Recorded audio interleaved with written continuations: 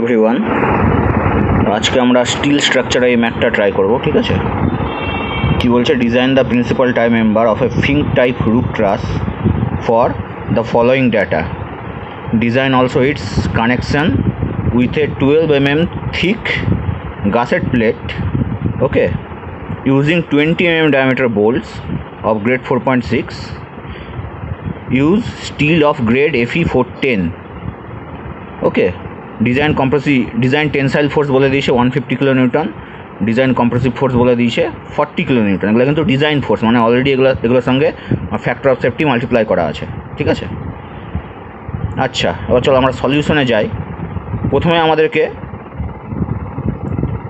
যে স্টিলের গ্রেড বলে দেওয়া হয়েছে Fe 410, তার জন্য আমাদেরকে FU এর ভ্যালু বার করতে হবে এবং FY এর ভ্যালু বার করতে হবে, এবং স্টিলের যে 4.6 গ্রেড বলা আছে তার জন্য FUB বার করতে হবে। ঠিক আছে, আচ্ছা, FU কি? ইউ ফর আলটিমেট, ওকে, মানে ultimate strength of steel, Fe 410 গ্রেডের আলটিমেট স্ট্রেংথ।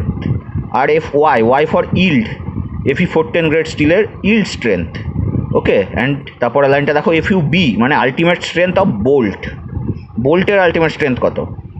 ঠিক আছে, 400। এখানে এখানে তোমার কত দেখানো আছে? FU তোমার দেখানো আছে 410, FY হচ্ছে 250 এবং FUB হচ্ছে 400। এটা আমরা কোথায় পাবো? এটা আমাদেরকে ডাইরেক্ট এবার আইএস করে চলে যেতে হবে। ঠিক আছে, IS 800 2007। এটা তুমি যদি পেজ নম্বর 14-এ যাও, ওকে,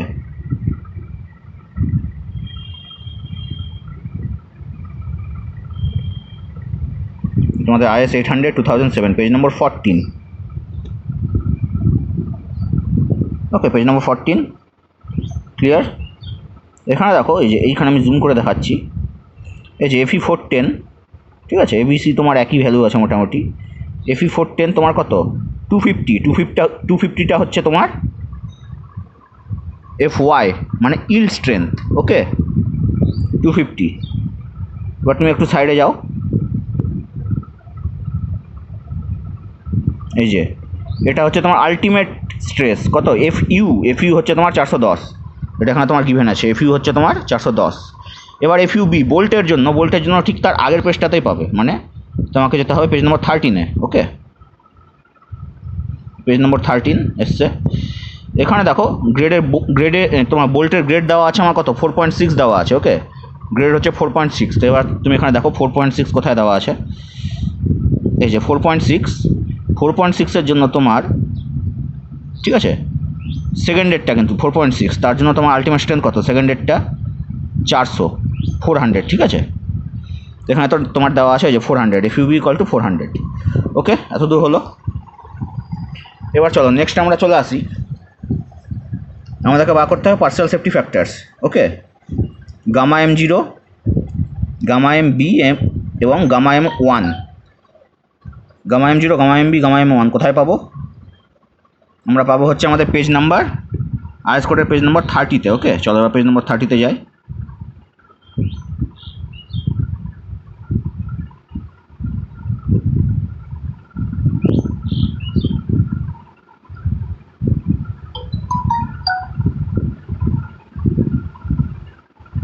এই যে এখানে তোমরা পাবে পেজ নম্বর 30। এই যে পেজ নম্বর 30-তে দেখো টেবিল দেওয়া আছে গামা M0, গামা M1 এবং আমাদের গামা MB। ঠিক আছে, তো গামা M0 দেখো কত দেওয়া আছে। গামা M0 হচ্ছে আমাদের 1.1, গামা M0 হচ্ছে আমাদের 1.1। ঠিক আছে, তারপরে দেখো গামা M1 কত দেওয়া আছে? 1.25, আর গামা MB দেওয়া আছে তোমার 1.25। Okay, for shop fabrication, field fabrication দুটার জন্য আমার একই ভ্যালু। ওকে, দেখতে পাচ্ছ গামা M0 হচ্ছে 1.1, গামা M1 হচ্ছে 1.25, আর গামা MB হচ্ছে আমার for both cases soft and field 1.25। তো এই ভ্যালুটা আমি এখানে পেয়ে গেলাম। ঠিক আছে, গামা M0 1.1, গামা MB হচ্ছে 1.25, গামা M1 হচ্ছে 1.25। হয়ে গেল।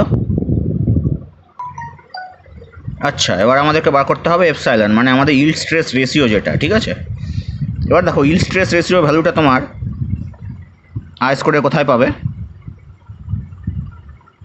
আইএস কোডে একেবারে তোমাকে চলে যেতে হবে পেজ নাম্বার, দাঁড়াও একটু তোমার হেজি আসছে, ওকে, আইএস কোডের পেজ নাম্বার 18, সেখানে দেখো নোটসের 2 নম্বর পয়েন্টে দেখো, নোটসের 2 নম্বর পয়েন্ট, ঠিক আছে, সেখানে তোমার এপসাইলন মানে ইল স্ট্রেস রেশিওর ভ্যালু দেওয়া আছে কত, 250/FY to the power half, two the power half মানে root over, okay,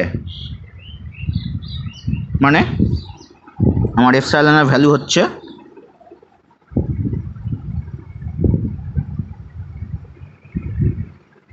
according to IS code কত 250/FY to the power half, যেটাকে আমি বলতে পারি root over 250/FY, okay.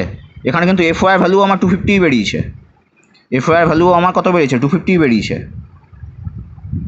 Okay. Epsilon equal to 250/FY to the power half according to IS code, to the power half মানে root over. এবার FY value কিন্তু আমার 250 বেরিয়েছে, মানে 250/250 ইকুয়াল টু 1, ঠিক আছে, এটাই কিন্তু আমাদের বইয়ে করেছে, epsilon equal to root over 250/250 equal to 1 হয়ে গেল। এবার আমরা ডিজাইনটা শুরু করব, ওকে, চলো চলো এবার ছবিটা দেখো, ছবিতে দেখো ম্যাক্সিমাম যে লেন্থটা দেওয়া আছে, ঠিক আছে, ম্যাক্সিমাম আনস্ট্রেন যে লেন্থ, ম্যাক্সিমাম আনস্ট্রেন লেন্থ আমার কত দেওয়া আছে 6 মিটার দেওয়া আছে, এটা হচ্ছে আমার L2 থেকে L3 এর মাঝখানের যে লেন্থটা সেটা হচ্ছে আমার 6 মিটার, ঠিক আছে, বা 6000 mm, ওকে। এবার এটাকে আমাকে দুটো অ্যাক্সিসের রেসপেক্টে বার করতে হবে, LY অ্যান্ড LZ, ওকে। এবার দেখো LY অ্যাক্সিসটা কিন্তু আমার perpendicular to the gusset plate পড়ছে, LY অ্যাক্সিসটা আমার perpendicular to the gusset plate, তার জন্য আমার টোটাল লেন্থটাই হবে মানে 6000 mm। LZ অ্যাক্সিসটা কি হচ্ছে আমার in the plane of gusset plate পড়ে যাচ্ছে, LZ অ্যাক্সিসটা আমার in the plane of gusset plate পড়ছে, in the plane of gusset plate যদি পড়ে তাহলে আমার আইএস কোডে একটা প্রহিবিশন আছে, যেটা হচ্ছে আমার পেজ নাম্বার 35-এ, okay. According to page number 35 of IS 800/2007 কি বলছে, clause number 7.2.4, in case of bolted, riveted or welded trusses and braced frames, the effective length KL of the compression member shall be taken as 0.7 to 1.0 times, okay, the distance between centers of connections, 0.7 to 1 times, okay, third লাইনে লেখা আছে, মানে in the plane of gusset plate পড়ে যাওয়াতে আমাকে Z অ্যাক্সিসে কি নিতে হবে 0.7 থেকে 1 মধ্যে নিতে হবে। এখানে 0.7 আর 1 তার অ্যাভারেজ কত হয় 0.85, যেখানে কী করেছে অ্যাভারেজ ভ্যালুটা নিয়ে নিয়েছে 0.85 ইন্টু L মানে 5100 mm, ওকে। এবার চলো আমরা একটা মেম্বার সিলেক্ট করি, যেখানে আমি সিলেক্ট করেছে let's try 2 unequal angle sections ISA means Indian standard angle, okay. ISA size কত নিয়েছে 90x60x6, okay, with long legs back to back on opposite side, with long legs back to back on opposite side of 12 mm gusset plate, okay. The ISA 90x60x6 Indian standard angle 90x60x6, okay, with 2 long legs back to back on opposite side of a 12 mm gusset plate, ঠিক আছে। এবার আমাদেরকে এই যে ISA অ্যাঙ্গেলটা আমি select করেছি তার যে ক্যারেক্টারিস্টিক সেটা এবার আমরা কোথায় পাবো IS হ্যান্ডবুক থেকে পাবো, ওকে। এবার আমাদেরকে IS হ্যান্ডবুকে যেতে হবে, এই যে IS হ্যান্ডবুক, ওকে, এটা হচ্ছে আমাদের SP6 part 1, SP6 part 1, okay, IS handbook. এখানে দেখো পেজ নম্বর কত 14, IS হ্যান্ডবুকের পেজ নম্বর 14-এ দেখা করে স্টার্টিংয়ে দেওয়া আছে আমাদের, একেবারে স্টার্টিংয়ে কী দেওয়া আছে, স্টার্টিংয়ে কিন্তু আমাদের দেওয়া আছে IS 9060, এক মিনিট একটু হেজি আসছে, ওকে। একেবারে স্টার্টিংয়ে দেখো দেওয়া আছে IS 9060 মানে 90x60, ওকে। আর থিকনেসটা দেখো আমাদের মেম্বারটা কী ছিল 90x60x6, এটা কিন্তু ফার্স্টেই দেওয়া আছে, ওকে। ISA 9060 মানে 90x60 থিকনেস 6, একেবারে ফার্স্টের লাইনটা, ওকে। তার জন্য আমাকে কী কী ডাটা লাগবে, আমাকে লাগবে sectional area and radius of gyration, ঠিক আছে। সেকশনাল এরিয়াটা আমরা এই পেজেই পেয়ে যাবো, সেকশনাল এরিয়া দেখো একেবারে তোমার থিকনেসের পাশেই দেওয়া আছে, কত দেওয়া আছে, ওকে। সেকশনাল এরিয়া তোমার কত দেওয়া আছে 8.65, 90 ইন্টু 60 ইন্টু 6, ওকে আইএসএ 90 ইন্টু 60 ইন্টু 6, তার সেকশনাল এরিয়া হচ্ছে 8.65 সেন্টিমিটার স্কোয়ার। 90 ইন্টু 60 ইন্টু 6, ওকে তার সেকশনাল এরিয়া কত 8.65 সেন্টিমিটার স্কোয়ার। ওকে এই দেখো উপরে তোমার ইউনিট দেওয়া আছে সেন্টিমিটার স্কোয়ার। এইবার আমি কি পেলাম, আমি পেয়ে গেলাম হচ্ছে আইএসএ, ওকে 90 ইন্টু 60 ইন্টু 6, তার এরিয়া আমি পেয়ে গেলাম 8.65 সেন্টিমিটার স্কোয়ার। এইবার আমার কিন্তু কোশ্চিনে বলা আছে আমি কটা অ্যাঙ্গেল সেকশন নিয়েছি, আমি কিন্তু দুটো নিয়েছি, ঠিক আছে দেখো এই যে let us try 2 unequal angle sections, okay let us try 2 unequal angle section, দুটো নিয়েছি, তার মানে আমার কী হবে ইন্টু 2 হবে, তোমার কত হবে 17.30 সেন্টিমিটার স্কোয়ার। ওকে এটাকে যদি আমি মিলিমিটার স্কোয়ারে করি তাহলে 1730 মিলিমিটার স্কোয়ার। ওকে এটাই দেখো আমার বইয়ে দেওয়া আছে। এক মিনিট, এই যে এরিয়া দেখতে পাচ্ছ 1730 মিলিমিটার স্কোয়ার। ওকে এবার আমাকে RZ বার করতে হবে, মানে আমার radius of gyration. Okay radius of জাইরেশনটাও তুমি হ্যান্ডবুকেই পাবে, হ্যান্ডবুকে তোমাকে নেক্সট পেজে যেতে হবে। ওকে মানে পেজ নাম্বার 15, একবার মিলিয়ে নাও যে তোমার মেম্বারটা ঠিক আছে কিনা। এই যে আইএসএ 9060, ঠিক আছে পেজ নাম্বার 15 যে আইএসএ 9060 তোমার ঠিক আছে, একেবারে তোমাকে লাস্টে চলে যেতে হবে, ঠিক আছে 9060 ইন্টু 6, 6টা কিন্তু আমাদের ফার্স্ট লাইনে ছিল একেবারে, ঠিক আছে আইএস 90 ইন্টু 60 ইন্টু 6, এখানে থিকনেসটা দেখাচ্ছে না কিন্তু এটা জাস্ট আমাদের ফার্স্ট লাইনে ছিল, আগের পেজ থেকে আমরা জানি, এই যে আগের পেজ থেকে আমরা জানি যে 90 ইন্টু 60 ইন্টু 6, মানে 6 একেবারে আমাদের ফার্স্ট লাইনে ছিল, মানে আমাদেরকে ফার্স্ট লাইনের ভ্যালুটাই নিতে হবে, ঠিক আছে তো 90 ইন্টু 60 ইন্টু 6, চলো ফার্স্ট লাইনে আমরা চলে যাই একেবারে লাস্টে, এই যে রেডিয়াস অফ জাইরেশন, ঠিক আছে লাস্টের ভ্যালুটা আমাদেরকে নিতে হবে, কত দেওয়া আছে 2.86 সেন্টিমিটার। ওকে 2.86 সেন্টিমিটার।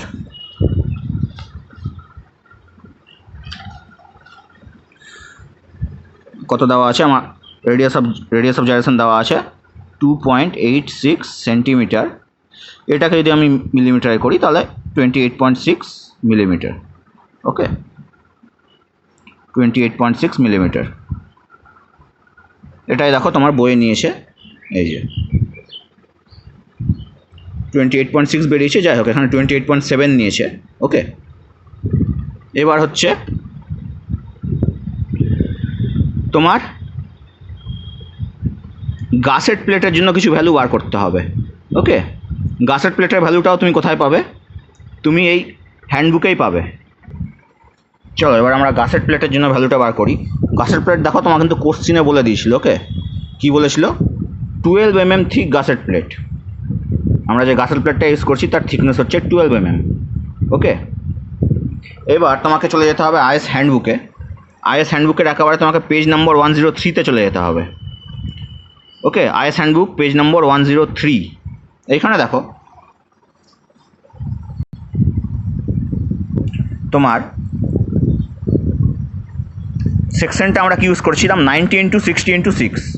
ওকে এই যে আমাদের সেকশন 90 ইন্টু 60, 90 ইন্টু 60, ঠিক আছে পেজ নম্বর 103, আইএসএ 90 ইন্টু 60। ওকে এর জন্য আমাকে এবার 12 mm গাসেট প্লেটের জন্য ভ্যালু বার করতে হবে। 12 mm এর ডাইরেক্ট ভ্যালু কিন্তু এখানে দেওয়া নেই। ওকে 12 mm এর ডাইরেক্ট ভ্যালু এখানে দেওয়া নেই, এখানে দেখো উপরে একেবারে দেওয়া আছে thickness of the gusset plates, ঠিক আছে এখানে কত দেওয়া আছে 1.0 অ্যান্ড 1.4। ওকে 1.0 দেওয়া আছে, 1.4 দেওয়া আছে, এটা সেন্টিমিটারে দেওয়া আছে, মিলিমিটারে করলে কত হবে 10 mm and 14 mm। Okay 12 mm এর কিন্তু দেওয়ার নেই, মানে 12 mm টা আমাকে ইন্টারপোলেশন করে বার করতে হবে। ওকে ইন্টারপোলেশন করে বার করতে হবে, যাই হোক 10 mm টা আমি নিয়ে নিই, আইএসএ 90 ইন্টু 60। ওকে তার 10 mm এর জন্য ভ্যালু কত বেরাচ্ছে 2.55। ওকে আর 14 mm এর জন্য ভ্যালু কত বেরাচ্ছে 14 mm এর জন্য আইএস 90/60, তার ভ্যালু কত বেরাচ্ছে 2.7। ঠিক আছে, এই দুটা ভ্যালু আমি লিখে নিলাম। মানে ফর 10 mm তার জন্য আমার ভ্যালু কত বেরাচ্ছে, 10 mm এর জন্য আমার ভ্যালু বেরাচ্ছে 2.55, আর 14 mm এর জন্য আমার ভ্যালু বেরাচ্ছে 2.7। ঠিক আছে, এগুলো কিন্তু সেন্টিমিটারে দেওয়া আছে, তোমার হ্যান্ডবুকে সব সেন্টিমিটারে ভ্যালু দেওয়া আছে। ওকে, যে 2.55 and 2.7 for 10 mm and 14 mm। Okay, for ISA 90/60। ওকে, পেয়ে গেলাম 2.55 অ্যান্ড 2.7। তো 10 mm এর জন্য আমার এত, 14 mm এর জন্য এত। এবার এটা আমার সেন্টিমিটারে দেওয়া আছে, এটাকে মিলিমিটারে করলে কত হবে 25.5 mm। ওকে, আর এটাকে করলে 27.0 mm বা 27 mm। ঠিক আছে, এটাই কিন্তু তোমার বইয়ে লিখেছে, এই যে for 10 mm spacing between angles ROI equal to 25.5 mm. Okay, and for 14 mm spacing between angles ROI equal to 27 mm। এবার কী করতে হবে, আমাকে 12 mm এর জন্য বা করতে হবে, কারণ গাছের প্লেটের থিকনেস আমার 12 mm। 12 mm এর জন্য কী করবো, আমি দুটার ভ্যালুকে ইন্টারপোলেশন করে দেবো। ওকে, 12 mm এর জন্য আমি এই দুটো ভ্যালুকে ইন্টারপোলেশন করে দেবো। ইন্টারপোলেশন করে আমার ভ্যালু বেরিয়েছে, দেখো ROI equal to 26.25 mm বেরিয়ে গেল। এবার আমাকে বার করতে হবে স্লেন্ডারনেস রেশিও। ঠিক আছে, আমার আইএস হ্যান্ডবুকের কাজ কিন্তু এখানে শেষ হয়ে গেল। এবার আমাকে আবার আইএস কোডে ফেরত চলে যেতে হবে, IS 800-এ। যাই হোক, আমি স্লেন্ডারনেস রেশিও আগে বার করি। ঠিক আছে, দুটো অ্যাক্সিসের রেসপেক্টে LZ/RZ এবং LY/RY। ওকে, LZ/RZ আমি কীভাবে বার করবো, LZ এর দেখো আমার ভ্যালু দেওয়া আছে।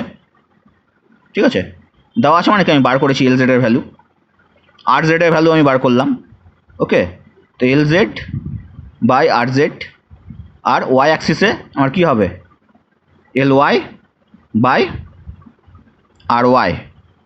ঠিক আছে, এই দুটা করে আমার দুটো অ্যাক্সিসের রেসপেক্টে বেরালো। জেড অ্যাক্সিসে আমার স্লেন্ডারনেস রেশিও বেরাচ্ছে এত, এবং ওয়াই অ্যাক্সিসে স্লেন্ডারনেস রেশিও বেরাচ্ছে এত। এবার আমাকে চেক করতে হবে যে আমার স্লেন্ডারনেস রেশিওটা আমার মানে ম্যাক্সিমাম যেটা আমার অ্যালাওয়েবল তার থেকে এক্সিড করছে কি না। ওকে, এটা হচ্ছে আমার আইএস কোড। আমি আবার আইএস কোডে ফেরত চলে এসেছি। ঠিক আছে, IS 800। এখানে দেখো পেজ নম্বর 20-তে আমার দেওয়া আছে একটা চার্ট, এটা হচ্ছে আমার স্লেন্ডারনেস রেশিওর চার্ট। ঠিক আছে, এখানে দেখো পয়েন্ট নম্বর 5টা পড়ো, কী বলা আছে, a member normally acting as a tie in a roof truss or a bracing system not considered effective when subject to possible reversal of stress into compression resulting from the action of wind of earthquake forces, তার জন্য maximum effective স্লেন্ডারনেস ratio কত 350। ওকে, 350 হচ্ছে আমার maximum limit. তো আমার এখানে কোনোটা কি ম্যাক্সিমাম লিমিটকে আমার ওভারকাম করছে? ম্যাক্সিমাম লিমিটকে কিন্তু আমার ওভারকাম করছে না। আমার একটা বেরিয়েছে 177 আর একটা বেরিয়েছে আমার 228, দুটোই হচ্ছে আমার লেস দ্যান 350, তার মানে আমার সেফ আছে। ওকে, আচ্ছা, এই দুটার মধ্যে কোনটা বেশি বেরিয়েছে? এই দুটার মধ্যে বেশি বেরিয়েছে আমার 228, মানে আমাকে এটা ধরে ডিজাইন করতে হবে। ওকে, মানে ওয়াই অ্যাক্সিসে আমার স্লেন্ডারনেস এসে ওটা ক্রিটিক্যাল এসছে, ওটাতে আমার ম্যাক্সিমাম এসছে, ওটা ধরে আমাকে ডিজাইন করতে হবে। চলো, এবার LY/RY হচ্ছে 228.57। ওকে, FY হচ্ছে আমার ইল্ড স্ট্রেস, যেটা আমি একেবারে স্টার্টিংয়ে বার করেছিলাম। ইল্ড স্ট্রেস আমি কত বার করেছিলাম 250। ওকে, FY হচ্ছে আমার 250।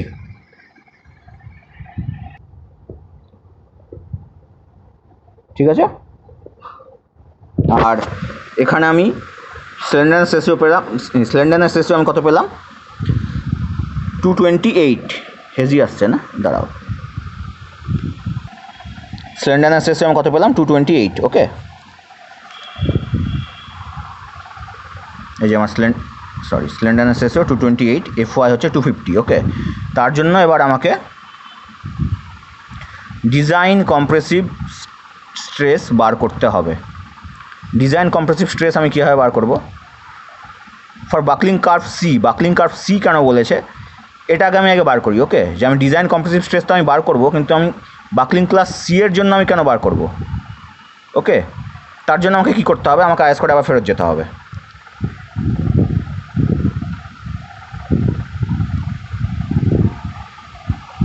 চলো আইস করে এবার আমরা যাই হচ্ছে পেজ নম্বর, 1 মিনিট।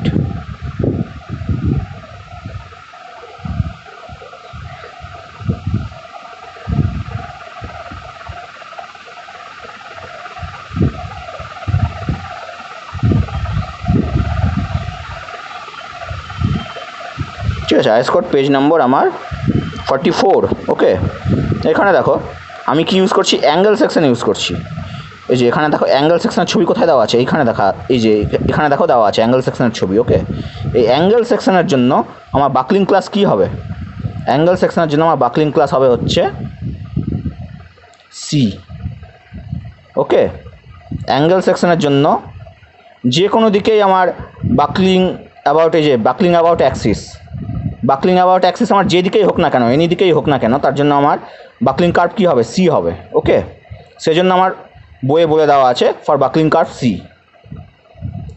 দেখো এখন অনেকগুলো দেওয়া আছে, বাকলিং ক্লাস ডি দেওয়া আছে, আমরা কি নিব, বাকলিং ক্লাস সি নিব। এর উপরে বাকলিং ক্লাস বি আছে। ওকে, তো বাকলিং ক্লাস সি এর জন্য আমি কনসিডার করব আমার ইল্ড স্ট্রেস কত, 250। ওকে, ইল্ড স্ট্রেস হচ্ছে আমার 250, আর আমার স্লেন্ডারনেস রেশিও কত বেরিয়েছিল, 228।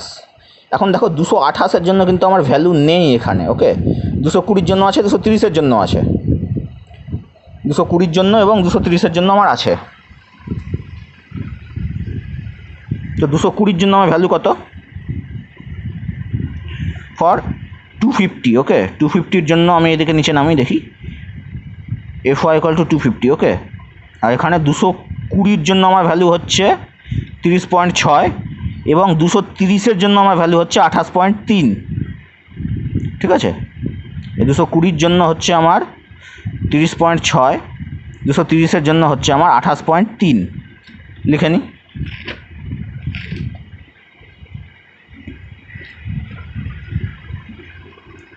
স্লেন্ডারনেস রেশিও। ওকে,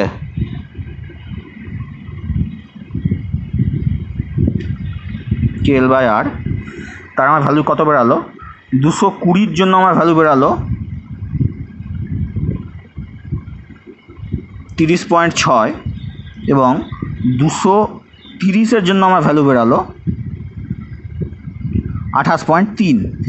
আমাকে কিসের জন্য বার করতে হবে, আমাকে বার করতে হবে হচ্ছে তোমার 228.57-এর জন্য। তো 228.57-এর জন্য যদি আমাকে বার করতে হয়, আমি কী করবো, এই দুটো ভ্যালুকে আমি ইন্টারপোলেট করে দেবো, এই দুটো ভ্যালুকে ইন্টারপোলেশন করে দেবো, করে আমার ভ্যালু বেরাবে হচ্ছে, এই দেখো এখানে ভ্যালু বার করেছে, কত ভ্যালু বার করেছে, 28.63। ওকে, 28.63 আমার বেরালো। এবার আমাকে সেকশন ক্লাসিফিকেশন করতে হবে। সেকশন ক্লাসিফিকেশন আমি কীভাবে করবো, এখানে দেখো আমার এপসাইলনের একটা ভ্যালু লাগে, এপসাইলনের ভ্যালু কিন্তু আমি আগে বার করেছি। এপসাইলনের ভ্যালু কত, আমার ইল্ড স্ট্রেস রেশিও ভ্যালু কত, 1। ওকে, আচ্ছা, এবার আমাকে বার করতে হবে সেকশন ক্লাসিফিকেশন। সেকশন ক্লাসিফিকেশন এখানে কী বলেছে, B/T। ওকে, বি কত, আমার বি হচ্ছে আমার 90, টি কত, টি হচ্ছে আমার 6। ওকে, তো 90/6 করলে আমার কত হয়, 15 কিন্তু আমার লেস দ্যান 15.7। ওকে, তাহলে সেকশনটা হচ্ছে আমার সেমি কম্প্যাক্ট। 90/6 করলাম, B/T করলাম, করে আমি পেলাম 15, যেটা হচ্ছে আমার লেস দ্যান 15.7 এপসাইলন। এর সঙ্গে অ্যাকচুয়ালি এপসাইলন গুণ থাকে একটা। ওকে, 15.7 এপসাইলন। এখন এপসাইলনের ভ্যালু যেহেতু 1, তাই এখানে এপসাইলনটা আলাদা করে দেয়নি। ঠিক আছে, এই জিনিসটা আমি কোথায় পাবো, এই সেকশন ক্লাসিফিকেশনের জন্য চলে আসো আইস কোডের পেজ নম্বর 18-এ। ঠিক আছে, এখানে দেখো তোমার পেজ নম্বর 18-এ এই যে তোমার এই পয়েন্টটা দেখো কী বলা আছে, single angle or double angles with the components separated axial compression, all 3 criteria should be satisfied. ওকে, ঠিক আছে, এখানে দেখো এই যে B/T। ওকে, সিঙ্গেল অ্যাঙ্গেল আর ডবল অ্যাঙ্গেল। ওকে, আমাদের কিসে আছে, আমাদের কম্প্রেশনে আছে। এই যে তার মানে আমার এই কেসটা হচ্ছে, উপরের কেসটা দেখো, উপরের কেসও তোমার অ্যাঙ্গেল আছে, কিন্তু এখানে বেন্ডিং আছে। আমাদের ম্যাথে কিন্তু বেন্ডিংয়ের কথা কিছু বলেনি। আমাদের ম্যাথে কী বলা আছে, একটা কম্প্রেসিভ ফোর্স দেওয়া আছে, তার মানে এই কেসটা হবে। ওকে, অ্যাক্সিয়াল কম্প্রেশন, সিঙ্গেল অ্যাঙ্গেল আর ডবল অ্যাঙ্গেল। আমার B/T এর রেশিওটা কত বলছে, এই যে B/T। ওকে, B/T এর রেশিও আমার কত বলছে, B/T এর রেশিও বলছে আমার এই যে 15.7 এপসাইলন, 15.7 এপসাইলন। এখন এপসাইলনের ভ্যালু যেহেতু 1, ঠিক আছে, তাই আমার বইয়ে ডাইরেক্ট 15.7 করে দিয়েছে। 15.7 এপসাইলনের মধ্যে যদি আমার হয়, 15.7 এপসাইলনের মধ্যে হলে আমার সেকশনটা হচ্ছে সেমি কম্প্যাক্ট। তার থেকে বেশি হয়ে গেলে আমার অন্য চলে গেল, তার থেকে বেশি হয়ে গেলে আমার সেকশন স্লেন্ডার হয়ে গেল। এই যে পেজ 17 বলা আছে ক্লাস 4 স্লেন্ডার কি, the width to thickness ratio of plate elements shall be greater than the specified under class 3 semi compact. মানে ক্লাস 3 যেটা সেমি কম্প্যাক্ট দেওয়া আছে টেবিলে, তার থেকে যদি গ্রেটার হয়ে যায় তাহলে সেটা আমার স্লেন্ডার হয়ে যাবে। স্লেন্ডার হয়ে গেলে কিন্তু আমার IS 800 দিয়ে আর হবে না, তার ডিজাইন আলাদা হয়। স্লেন্ডারের ডিজাইন আমার পাওয়া যায় IS 801-এ। ঠিক আছে, তা আমার কি এই সেমি কম্প্যাক্টের থেকে বেশি হয়ে যাচ্ছে? সেমি কম্প্যাক্টে আমার কত রেঞ্জ কত বলেছে? 15.7। ঠিক আছে, আমার কিন্তু কত আসছে? আমার আসছে হচ্ছে 15। তার মানে আমার 15.7কে এক্সিড করছে না, তার মানে আমার সেমি কম্প্যাক্টই থাকছে। Okay, hence the section is semi compact. সেকশনটা তাহলে সেমি কম্প্যাক্ট। এবার সেমি কম্প্যাক্টের বেসিসে আমি ফার্দার ডিজাইনগুলো করব। ওকে, ফার্দার ডিজাইন আমার কী হবে? আমি কম্প্রেসিভ স্ট্রেংথ বার করব, টেনসাইল স্ট্রেংথ বার করব, তারপর আমি কানেকশনটা ডিজাইন করব। ঠিক আছে, বোল্টের আমি বিয়ারিং চেক করব, সিয়ার চেক করব, করে আমি কানেকশনটা ডিজাইন করব। সেটা আমি নেক্সট পার্টে করাবো। ঠিক আছে, পার্ট 2তে আমি সেই আরেকটা ভিডিও আপলোড করব, সেটাতে আমি সেটা বুঝিয়ে দিব। ওকে, আজকের এই ভিডিওটাতে এতটুকুই।